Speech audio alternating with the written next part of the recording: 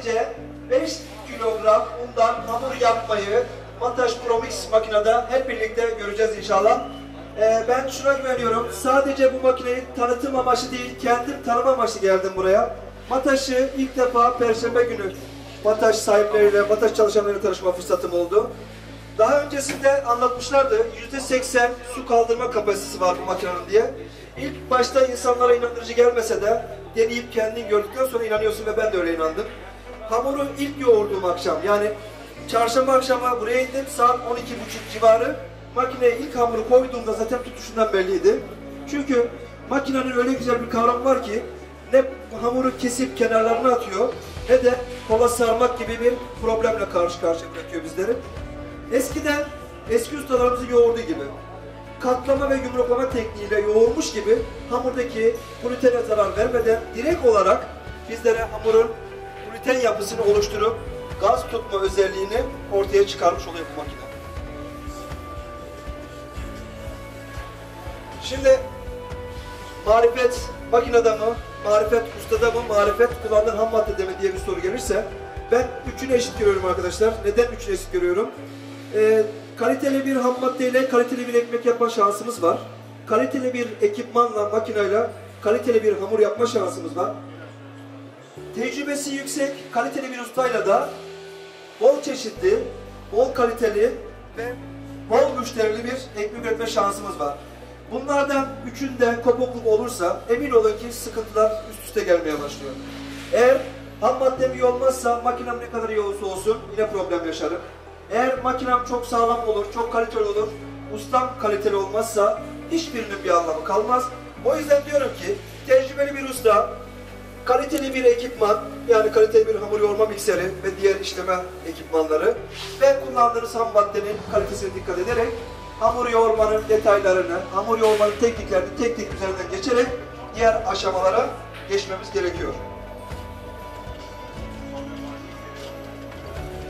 5 kilo unum var, 4 kilo 250 gram suyum var. Ramazan pidesi yoğurmada kullanacağım bunu. 80 gram tuz vereceğim, 250 gram da yaş maya kullanacağım arkadaşlar.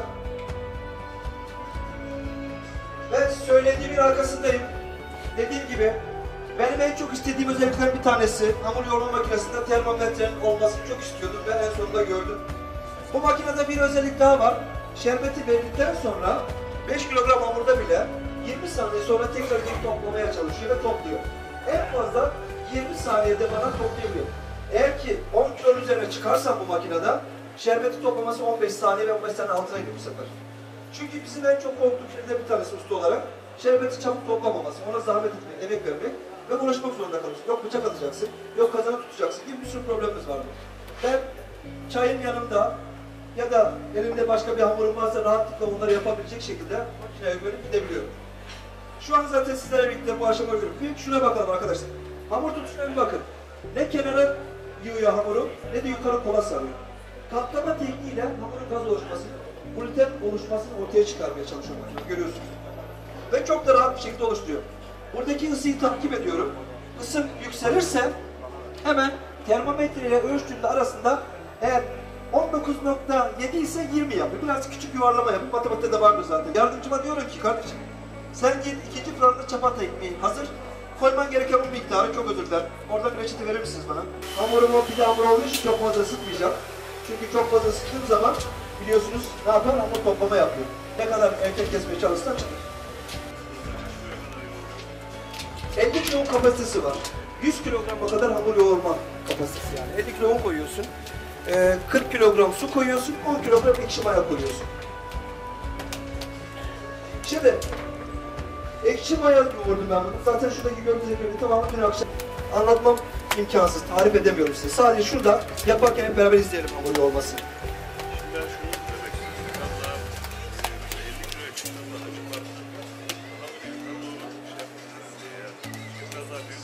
Şimdi ben yalanı sevmeyen bir adam ve yalanı şu ana kadar zorda kalmadığım sürede konuşmadım. 50 kilogram yoğurmadım. Ben 5 kilo 10 kilo yoğurdum. 2 günde, 4 günden beri burada. 5 kilo 10 kilo.